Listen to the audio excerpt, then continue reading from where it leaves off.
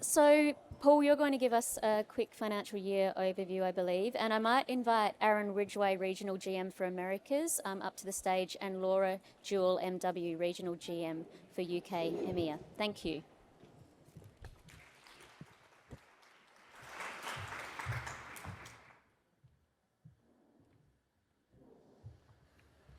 Okay, sorry, me again. Okay, so a lot around insights, a lot about potential. I guess the next 3/4 of an hour or so is certainly where the rubber hits the road for the next, certainly for the next 12 months or so.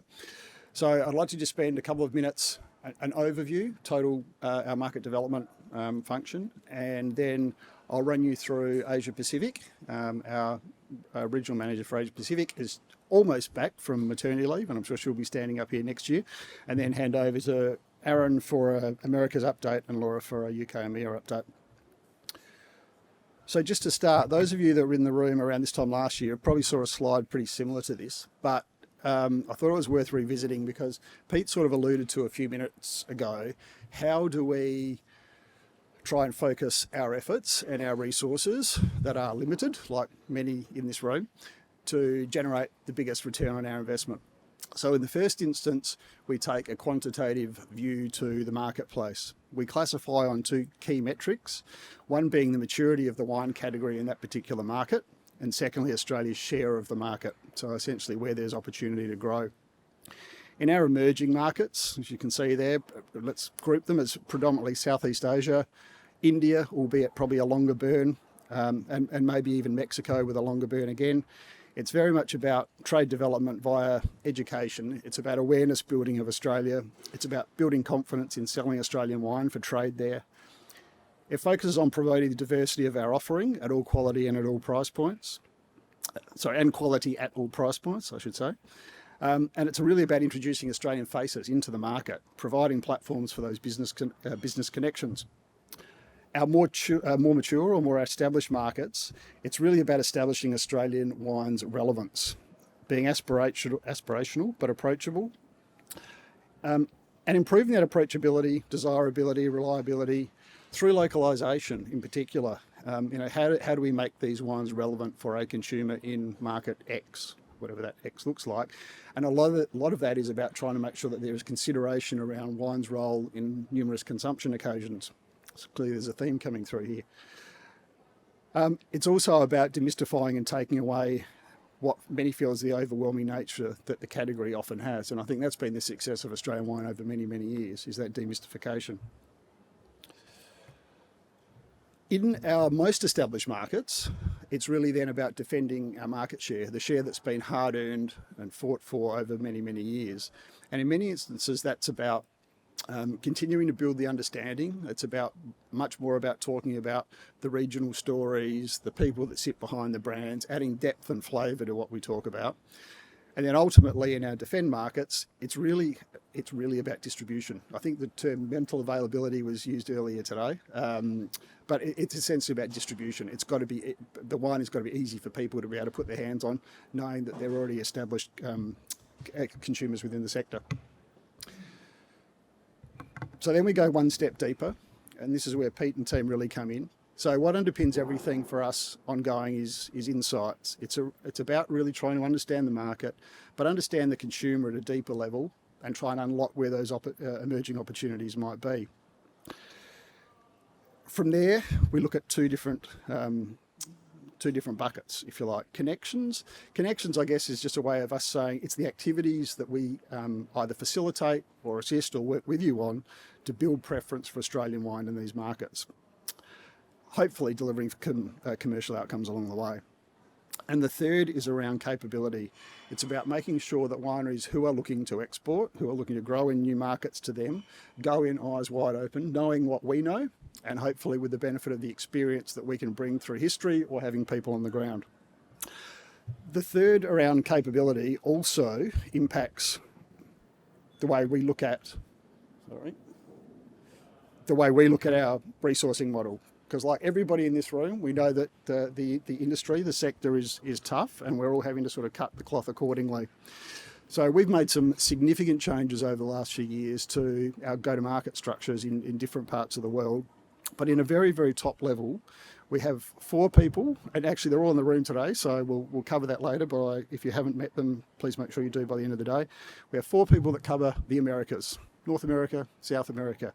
It's a big geography for 4 people. We have 4 people now that cover UK and EMEA. Again, all in the room today. If you haven't met them, please make sure you do before you leave. Over the last couple of years, we have grown or moved headcount to reflect the growing opportunity in the Asia Pacific region. So we have a couple of people, a person now based in China, we have one in Japan, we have a number that are based here in Australia as well that look after the Asia Pacific region. So we are trying to shift and adapt to where the market is telling us that the opportunity is, but also in line with the resource that's available to us. So with that, I'll move into a quick APAC overview. And as Pete sort of touched on earlier, despite economic challenges, global real disposable income in Asia are expected to grow, and in APAC in particular, over the next decade or so, double the global average. So by 2040, emerging and developing Asian consumers, over half of those will be under 35 years old, are expected to account for around 30% of global consumer expenditure, up from 20% in 2021. So there's a massive opportunity there for a growing affluent, I think affluent was used regularly this morning as well, but an affluent segment of consumers who are looking for products, services that are seen as sophisticated, and wine certainly fits that bill. So it's a significant opportunity for wine. This is the reason, I guess, why we see so much potential in market diversification across Asia. Now, the activities that we undertake across the region are varied and different depending on maturity of the market and the opportunity. Ultimately, they're all about working on a spectrum that is there to either build understanding, awareness, or preference for our Australian wines. Now, I just want to touch on a few markets today, but again, all of the APAC team are here in the room, all bar one, today. So again, I'd introduce them at the end, but it'd be a great opportunity for you to, if you've got questions, to reach out and have a chat. But I'd like to spend a couple of minutes just talking about China, as has already been spoken well about. It's already become our #1 export by value country in the world again. And this has been clearly very welcome in what's been a tough trading environment, but I don't think anyone is really clear yet on what ongoing sustainable levels in that market look like. So the need to balance our export portfolio and spread risk is still upmost in our ongoing strategy and our priorities. I mean, the clear insight in China, having been back a few times now in the last 12 months, is the market has changed significantly since pre-COVID.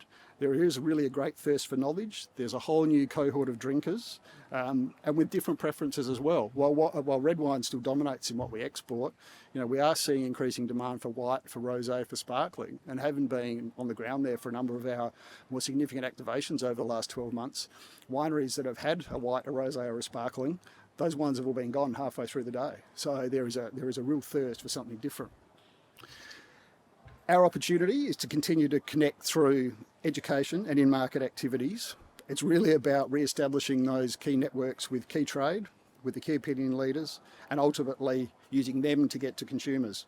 Imparting knowledge and engaging, but done through tailored storytelling, whether that be at a national level, a regional level, a stylistic level.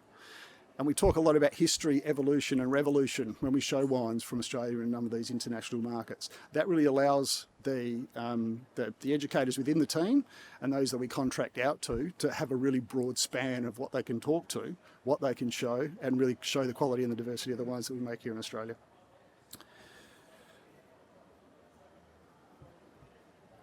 I'll just go back one step. So the Wine Education Roadshow, we are 4 months into that program. To date, we've reached, I think, around about 750 key trade. The initial target for the year was 1,000. At the rate we're going, I think we'll blow that out of the water. We have 13 educators now contracted to deliver services for us across China in Tier 1, 2 and Tier 3 cities. So it's a significant initiative, but one that we think will have a significant long-term payoff. The second in China is the Roadshow. There's probably quite a few in the room that were on the Roadshow with us last year. That will happen again in September 2025. 4 new cities, as you can see on the screen there, plus a 5th that Austrade are putting on in Shenzhen. This is a great opportunity for wineries, being face-to-face, talking to customers. Off the top of my head, I think this time last year, over the 4 cities was over 2,000 people that were through, and 2,000 people who were actually engaged and really interested in what we were doing. The plan for China is do the roadshow there biennially. So when we have Singapore for Vinexpo, roadshow in China, when Vinexpo moves to Hong Kong, that roadshow will become across Southeast Asia. So we're trying to fill 2 gaps over a 2-year period. The other one in China just coming up is Pro Wine in Shanghai. To be honest, that's still a TBC. Numbers have probably been a little bit softer than what we anticipated for that event, while the roadshow numbers have been exceptionally strong. So I think that's also probably giving us some pretty strong feedback of where that value proposition sits for wineries who are looking to enter that market or do more business in that market. Just touching briefly on Japan, as Pete said, the second largest wine market in Asia. One that we think we've got a significant opportunity in. It's one that Wine Australia has put a lot of resource in over the years, but one where we also think we're starting to actually see some really good gains with having a country manager now based for the last few years based in Tokyo. As at last count, there were 228 exporters shipping wine to Japan, which is actually at the moment more than shipping wine to the US. So clearly there is a demand and an opportunity that many see for the Japan market. But as Pete touched on earlier, our market share is actually is low, 4 or 5%. So the opportunity is particularly significant. So there's a suite of activities coming throughout the year. Rose, our country manager, is tucked away somewhere, so please make yourself known to her later if you'd like to know more about the Japan opportunities. The roadshow, again, September, targeted at key trade, key gatekeepers. It's essentially an opportunity as a train the trainer exercise for us, but also an opportunity to get the perceptions of Australian wine evolved with what's new, what's different, all the great things that the Australian wine industry is doing. Concurrently, there is activation. This will be the 3rd year we've done this now, around an on-premise promo. This year we'll also incorporate a retail component in it, but it's actually not just about the education and talking to a select group of people in market. It's actually taking wine out into locations and driving trial through by the glass and by the bottle activity. The upshot for this is that key accounts that come on board and the best performers have actually got the chance to come to Australia as well for a sort of a week-long immersion later in the year, and hopefully go back to Japan as ambassadors for Australian wine.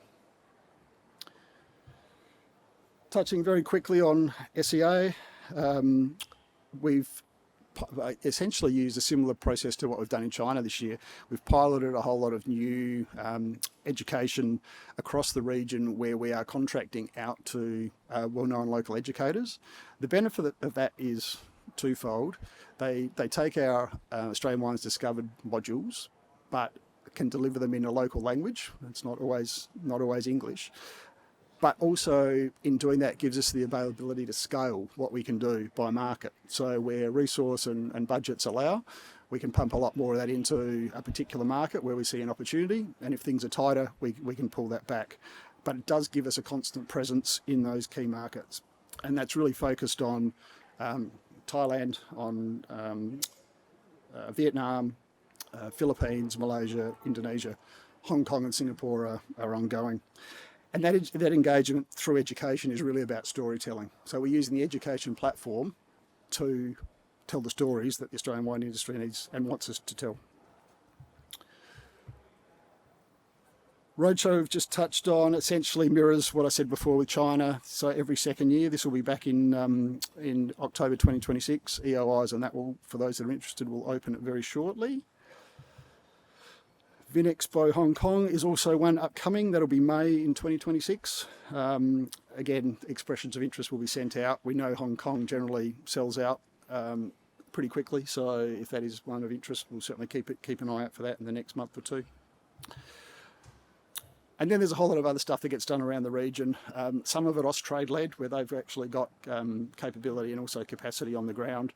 So Food and Wine Collaboration Group is an investment between meat and livestock, dairy, horticulture, seafood and wine. So it's really about selling the benefits of premium Australian food and wine. Next event for that is September coming up, and then in Seoul in early 2026. Austrade tend to run CIIE in November. We'll work with Austrade on Pro Wine Mumbai again in November this year for those that do have an interest in the Indian market. And there is additional activity probably later in next year in Taiwan, and we'll have more to say on that closer to the time. So as I said, our APAC team, all bar one, are in the room today. So I won't get them all to stand up now, but at the end of the session today, if you do have specific questions or any feedback about what we're doing in the APAC region, please reach out to any of the team. And on that notice, I will keep things moving and hand over to Aaron for US or North America.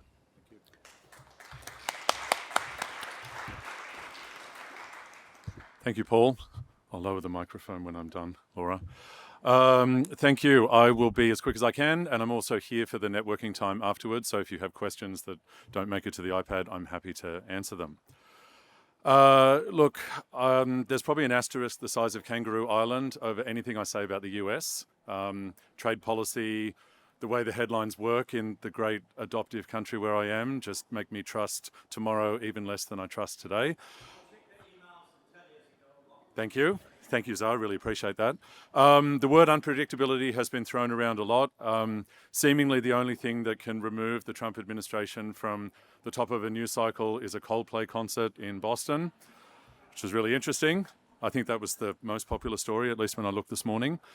I don't know how much I can add to what the Market Insights team have shared already in terms of hard numbers, but I would say more of a characterization around what we're seeing in the US right now is that its steadiness is being tested a little bit. You know, the US has had a war here and there. It's had the global financial crisis, if you talk about the last 40 or 50 years. But generally speaking, it's been a reasonably steady place. Investors have been able to extract reasonably predictable returns. That's all off the table at the moment, whether it's trade policy, whether it's immigration policy. I thought a really neat example of illustrating that was, I'm a basketball fan, and recently the LA Lakers was sold for $10 billion American dollars. It's a big number. Sporting teams have been the fastest growing, or the best performing asset class of the last 5 years. If you've got the money, great place to put the money and make more of it. If Jerry Buss, who bought the Lakers in the 70s, sold the Lakers today and made $10 billion, he would have made more money just investing what he paid for the team in the S&P 500. So outsized return on this particular asset class, but actually the US has been a fairly safe place to do business and park money. And as I said, it's all completely off the table. Post-COVID, what we have seen in terms of wine marketing is a return to physical events. We still have digital capability and we invest in digital programs, and we're not deaf to the idea that technology can play a role in promoting our wines and hopefully transacting our wines when we're not doing physical tastings. We've generally, and I'll get to this on future slides, but we're starting to see a really strong response to our physical events. It's giving us more courage and confidence to go out there and meet people and shake hands and pour wines and actually talk about those products. That was a bit of a surprise. I think in 2019, just before COVID, internally Wine Australia was doing some analysis of how many events we were doing and what we could potentially give up and shift to digital. I think we've done a good job of that, but more and more I think the business really depends on that human connection when it comes to wine and wine tasting. Wine's identity is shifting. Paul has talked about competition from other beverages. This is probably a good time to talk about what's happening in California with the distributor RNDC. So we've had something called the three-tier system since Prohibition. Some people like it, some people hate it. It is a fairly robust and sclerotic form of regulation. In California, the regulations for beer are a little bit different to the regulations around wine and spirits, but that offers a little clue to what's happening with this big distributor called RNDC. So in order to be competitive nationally a few years ago, and in order to catch up to the other big distributor, which is the number one, Southern Glazers, RNDC decided to go on a series of mergers and acquisitions and try to become a big enough gorilla that it could elbow other gorillas away from the lady gorillas in the forest. So in order to do that, they took on large portfolios of spirits such as Sazerac and Brown-Forman. They had a really great run with Gallo with the development of High Noon, which is a spirits-based RTD. And with partnering with Young's Market, they were able to get pretty strong and significant in California. They lost Sazerac in 2022. They lost High Noon, and they lost Brown-Forman. They lost their CEO, and effective September 1st, they will not be doing business in California. What's probably most notable about all of that is that most of that business has gone to a beer distributor called Reyes. What does this mean? Beer, wine and spirits sold very differently, consumed very differently. There's still those very stubborn kind of different columns on those insights presentations. Now the Reyes family see them as more or less the same. A beer distributor touches its customers 3, 4, 5 times a week. A beer distributor doesn't have to pay a fine wine team that can tell you how long it takes to drive between Chambord-Musigny and Gevrey-Chambertin. So we were watching that closely when RNDC exited and Reyes just got all of these new brands to see if they would pick up a wine producer or a wine portfolio. And last week, they actually grabbed a couple of products from Gallo, La Marca Prosecco, Clos de Bois, and that is the beginnings of this beer distributor, not only getting into the spirits game, but also selling wine. So what does that mean for us? We probably have to work extra hard to get attention on our wines, but I think we do need to pay attention to the way the beverage alcohol category is changing, even under the constraints of the 3-tier system. In the US, we are really trying to do everything possible to support wineries that have product in market that is ready for immediate sale. We are just not seeing the signals that this is the time to be promoting new brands, as frustrating as that is. In fact, Danny Brager, who's speaking next week at the Wine Tech Conference, will probably tell you that a small number of American wineries closed last year and a much larger number of American wineries are projected to close this year. In Canada, and there's a Canadian in the room, I should say, one real-life Canadian. She'll be available afterwards for a chat. And I think the growth in that market is actually attributable to her. In Canada, we are focused on supporting liquor board capability. Many of you have met with liquor board buyers that we've brought through over the last couple of years. They're really difficult customers to convince to change and work differently. And you have to think about them a little bit like real estate businesses and duty-free businesses. We can't move the Australian wine to a more favourable part of the store, and we can't just say, well, stop selling vodka, you need to sell Australian wine. But working within those constraints, we're seeing some growth, as Peter's alluded to, and I'm really pleased to actually report that that number for Canada is 7%, preliminary numbers, and the full detail will be available in the export report on the 29th of July.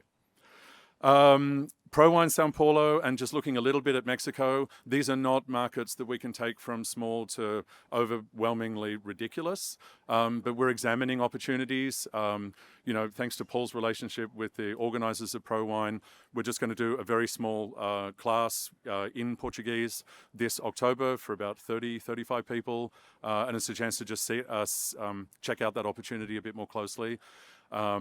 Import taxes for Brazil are close to 50% once you add them all up, so it will probably take some time for us to really analyse what the size of the prize is. Same thing for Mexico. It's probably a Mexico City piece at this point, with a very, very condensed version of what we just did at the Embassy of Australia in Washington, which would be probably a trade seminar and something that just reaches some consumers. We're very much at the beginning of understanding what that opportunity is. I didn't want to talk about tariffs too much, but in the spirit of being asked questions, I thought I'd put a couple of questions out there that we get quite a bit and just see if I can give you some guidance or encourage you to think, perhaps this way or another way about tariffs. So a question we get a lot is, is the opportunity for Australian wines in Canada stratospheric? Because they don't drink American wine. Australia makes a lot of wine that looks like American wine. Is it a big opportunity for Australia? I would say the answer is yes, but. Our preliminary understanding is that Canadians are buying Australian wine more than they were before those trade policy changes. I would just encourage any winemakers to understand the length of time to activate with liquor boards. It's typically about a year. can sometimes be up to 18 months from receiving a purchase order to seeing your product on shelf. A lot of that initial activity is probably those liquor boards just grabbing available stock in market. But coming back to how we're investing in their capability, I hope that we continue to see those trends moving in the right direction. Again, knowing about that giant asterisk. If trade policy improves between US and Canada, that's going to affect our fortunes. And then finally are tariffs on other countries good for Australia? And in order to try and address this question, I want to tell you a story about Arthur and Martha. You probably know this story. So Arthur and Martha are two pre-sunset boomers living in Milwaukee, and they like to go to a steakhouse. So they go to their steakhouse, they have their dinner, they go home. Unfortunately, the price of steak goes up by 30% and the price of fish goes up by 10%. So the local fishmonger, who, believe it or not, his name was Peter Bailey, the local fishmonger is like, this is amazing, I'm going to sell tons more fish because the price of red meat has gone up a lot. So Arthur and Martha go to dinner. Arthur says, boy, oh boy, that's a lot more expensive than I remember. And Martha says, well, I recently went to a masterclass and learnt about the history, evolution and revolution of King George whiting. So with this new product knowledge, I'm going to buy the fish. The problem is Martha is probably a little bit of a unicorn, and Arthur has a choice to make about his discretionary spending. So long story short, I think there are so few distributors and so few importers of wine at all in the beverage alcohol category in the US. Suddenly making what is bread and butter for a lot of those businesses much more expensive is probably going to create more problems than just a direct transfer or a direct upside to one particular country. The story of Arthur and Martha. Really quickly, 2 years ago we started interviewing importers in the US, building data sets around what they thought we should be doing, shouldn't be doing, what they were seeing, and what could potentially inform our activities going forward. We got some of that support to resume doing events. We got some support to do them in some smaller markets. So you'll see us in places like Minneapolis, in Nashville, in Boston, which are not necessarily small markets, but smaller than the big coastal cities that you might see us in typically. With the help of the DAF funding, we created an on-premise trip incentive. That ended up being a really big driver of interest in the North America Roadshow and drove attendance. And Mark is going to be hosting that group in October of this year, which is really exciting. Media engagement remains absolutely key, and on the next slide I'll bring that into a little bit more context.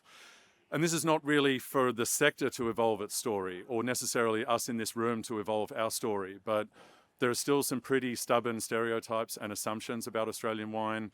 When we get our reports from Wine Opinions, and even through these interviews, the feedback that we get is people still trafficking in unhelpful statements about Australia being reliant on critter brands or underrepresented, and this is a really annoying one, distributors not showing wines, and we're not quite sure we have a solution for that. Media engagement, again, this is a big shout out to Deirdre Cook, our marketing manager. No one seems to be voluntarily covering the Australian category in the US. It's all a result of push and persuasion and making it as easily as possible to get samples.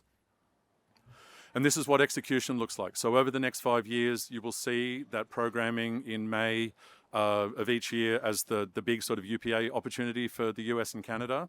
In September, you'll see some smaller seminars, but those are really for us to get into those markets and try to assess the opportunity for coming back the following year.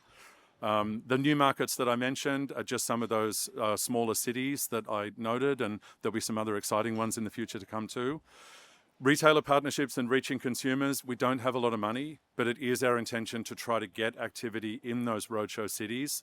The Binnies campaign we did recently, even though it wasn't a roadshow city, was a good example of where we can leverage a retailer's existing audience of consumers to actually get Australian wine in consumers' hands. We have our new brand. Thank you, Paul, for all the work you've done on that. I think the identity of Australian wine now sits around or sits within some really exciting creative and images that align to our key messages. And then budget permitting, obviously, we have visits as well. These are full seminars, no empty seats in Montreal and Washington, DC. We had to set for more people at the Embassy of Australia, which is amazing. That's Toronto on the left. The Embassy of Australia was a chance to effectively launch Australian wine adventurous by nature in the US. The Embassy got 210 consumers at that, which was after a busy day of trade activity. Young people drinking Australian wine. Annie managed to find a company in Canada with a young consumer following, and we need to find similar companies in the US that can help us reach those young consumers between the four of us on the team. And that's just a look at how beautiful our brand is when it's brought to life in an activation. Education, this is connections that Paul was talking about, industry events, trade education, educational bodies. This is basically a representation of all the work that Mark Davidson does. Distributor trainings, staff trainings, even podcasts. The publication of Mark's book has also continued to open doors and create conversation about Australian wine. If anyone doesn't know Mark, he's in the centre of that photo on that slide. And just a shout out to you, Mark, you are celebrating 16 years of fanatically supporting Wine Australia this year. Thank you for everything you've done. Before I hand to Laura, this is just a quick look at our activities for the year. You'll see we are going to take a little bit of time off in December and January. The entire North American team is here. Deirdre Cook, our marketing manager, Annie Dingwall, who looks after Canada, Mark, as I mentioned, Dimity, I believe, took off to tend to some family matters. We are here for the networking, and thank you very much for supporting everything we do in the Americas. Cheers.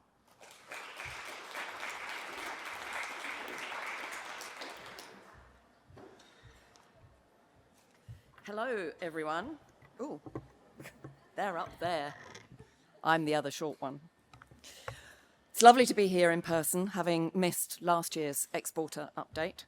So I'm going to give you some insights on what's happening in our part of the world before talking about the events and activities that will allow us to create the platforms for you and your importers to present your wines and for us to tell your stories.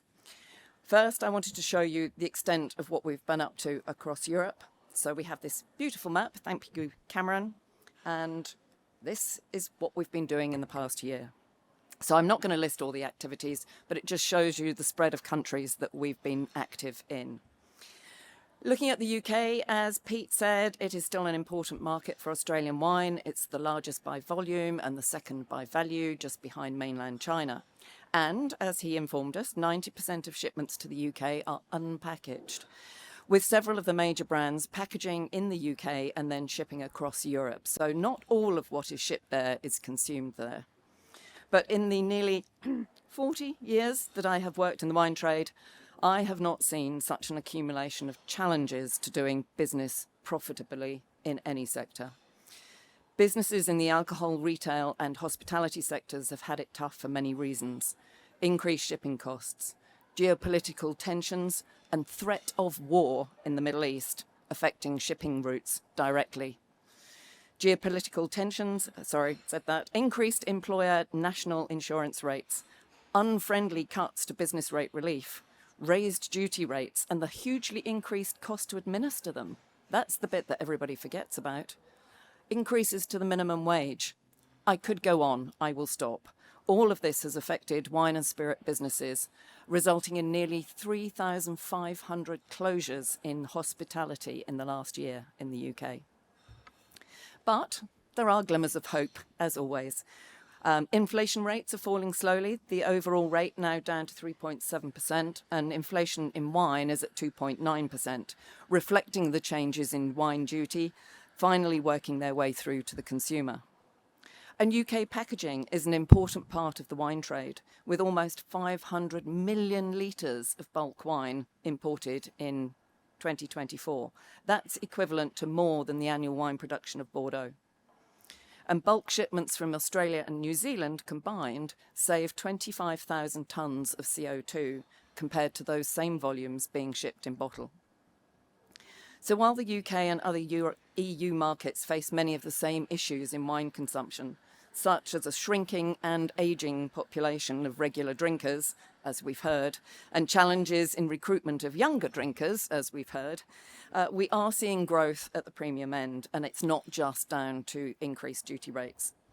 Australia is maintaining its leading market share in the UK major retailers, and 4 of the top 10 brands in retail are Australian. And there is strong growth in exports over $7.50 per litre FOB. So our focus in the team is to develop activities that will defend or grow our key markets and improve the perception of Australian wine through making those connections, providing you with the insights, telling your stories, and leveraging our education and sustainability assets. We love Australian wine and believe it is at the best quality that it has ever been. So our major activities kick off in late September with our EU Roadshow. In conjunction with New Zealand wine growers, this is the third year of our collaboration with them, which has proven very, very popular with the trade and allowed us to attract a much larger audience.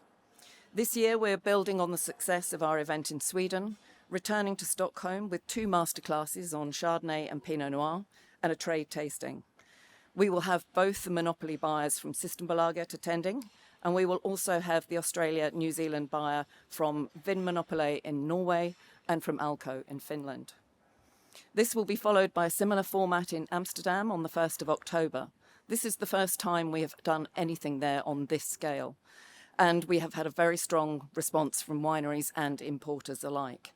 These 2 events are still open for registration for wineries seeking distribution and those already in the market. You have until the end of July.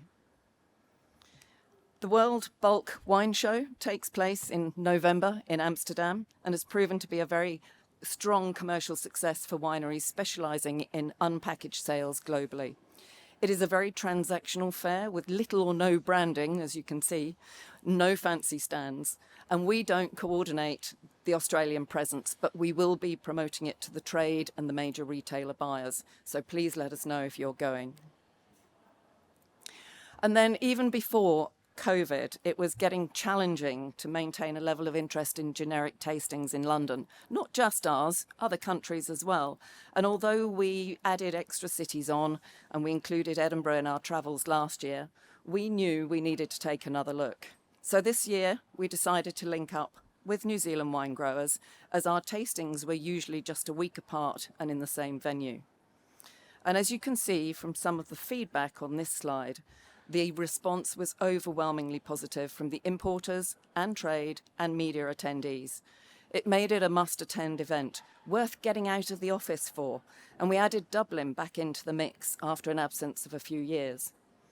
Each event saw increased numbers and sell-out masterclasses, plus attendance from media and buyers who had not attended for some time. So we are doing it again, and the dates and registration details are all on the website. So please do contact your importers and persuade them to take part. For wineries who want to make most of the time of their time in the market, Austrade will once again be holding a trade tasting in Prague between our UK tastings and Wine Paris. It will have a bit more of a Commonwealth theme this time and include wines from New Zealand, England and South Africa. No Canadian for some reason, sorry. That will be followed immediately by Wine Paris, where we will be taking a larger space to build on the success of this year. Wine Paris is becoming a hugely successful global wine trade fair that has grown rapidly in the last 3 years and is now considered to be more than a rival to Provine. The organisers have put a lot of effort into attracting non-French exhibitors and attendees, moving its focus away from being the French fair and becoming more international. Wine Paris now has an industry high of over 52,000 visitors in 2025 and exhibitors to over 5,300 from 50 plus countries. It has also worked to improve its business matching tool, allowing you to send personal invitations to buyers attending. The fair this year, the Wine Australia generic stand had 28 wineries across 20 booths, approximately the same time as the stand the previous year at Provine. For 26, we have expanded the space to allow us up to 40 booths, and we still have some space left, although they are going very fast. I sold one last night. We also included an educational area on the stand to entice visitors and provide an opportunity for the states and regions to be involved. Emma Symington coordinated 10 masterclasses, and we will do the same again. They were all standing room only, with over 450 people attending across the 3 days. If you're interested in taking a slot as a winery or a regional association, please do get in touch. Regions don't have to have a regional booth there to take a masterclass. You can just do a masterclass. We are also working with Austrade to hold a reception at the Australian Embassy on one evening. And of course, world famous, we will have our barista on the stand again. He was the first person we signed up immediately after the fair, before we'd even booked the space. So these are the larger events where we provide the platform for you, either directly or via your established importers, to make connections across multiple markets. However, just as important are the educational and storytelling opportunities that we organise. And the Australian Wine Discovered assets and modules have been updated into the new Australian wine branding. And we have developed single-page fact sheets and A3 posters for many modules to be used in retail stores. We have also added more translated modules, including the organic one. It's now in more languages. And Emma Symington has continued to do tastings and classes for the WSET, and as well as masterclasses at Wine Paris and our European events, has presented masterclasses and free pour tastings in Ghent, Hamburg, Birmingham and Manchester, with excellent results. Again, a little bit of feedback. She challenges perceptions and has been surprising audiences with the elegance, quality and value for money, and I don't mean low prices, I mean quality value ratio of your Australian wines. In addition, we do ad hoc tastings for Austrade, Tourism Australia, we've done training for Western Australia for retailer promotions, and we work with sommelier associations and embassies in numerous countries. These will continue, and we will focus on key markets such as Denmark, Finland and Norway, where we've not been for a while, in addition to Belgium and Germany. We also survey all of our masterclass participants to ask them their perceptions of Australian wine prior to and post events, with these demonstrably positive results. I think this is a great slide. It shows that we are changing perceptions at every event that we do. The Institute of Masters of Wine Symposium will take place here in Adelaide, and there will be an announcement officially next week, so you're getting this news before anybody else. It will be in 2027, so April 2027.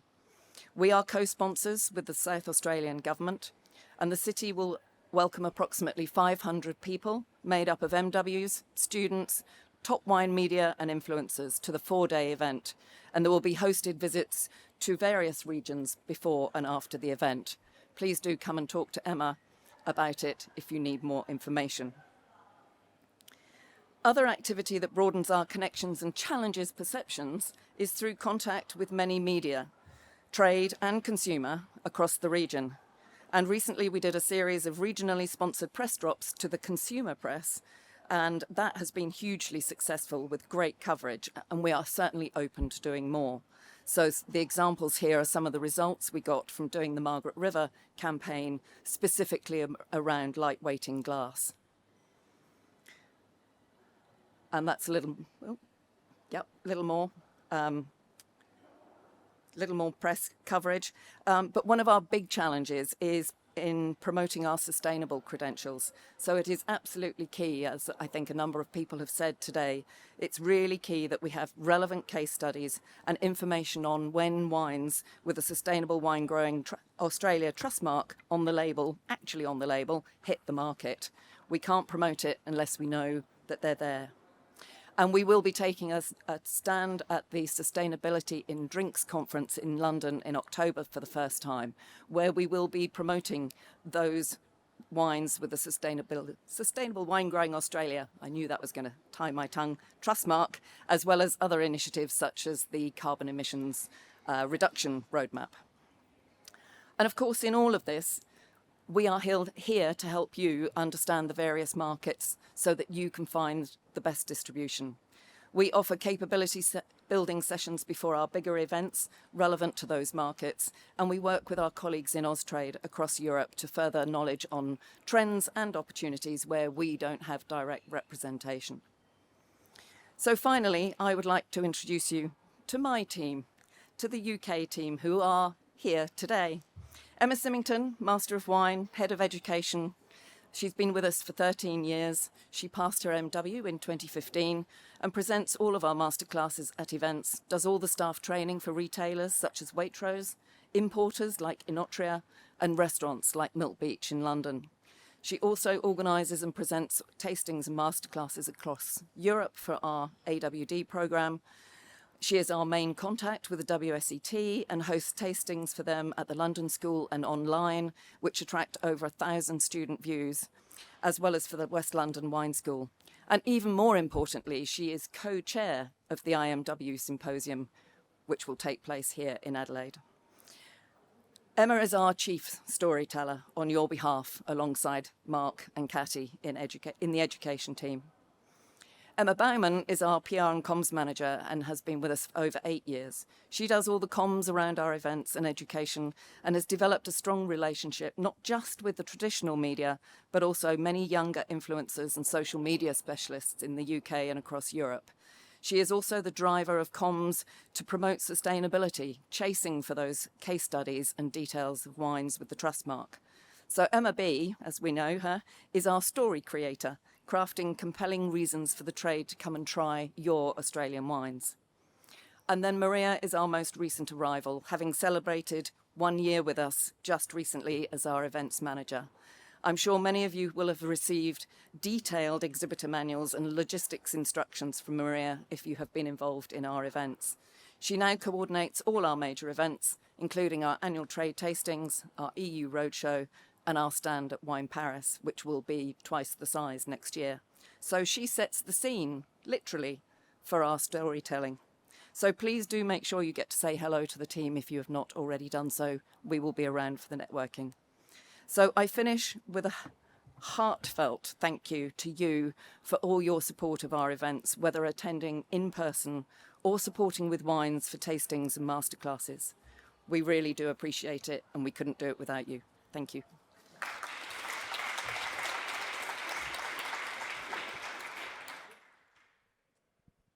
Okay, so only a couple of questions, which is pretty good. Or not, I'm not sure how to take that, but anyway.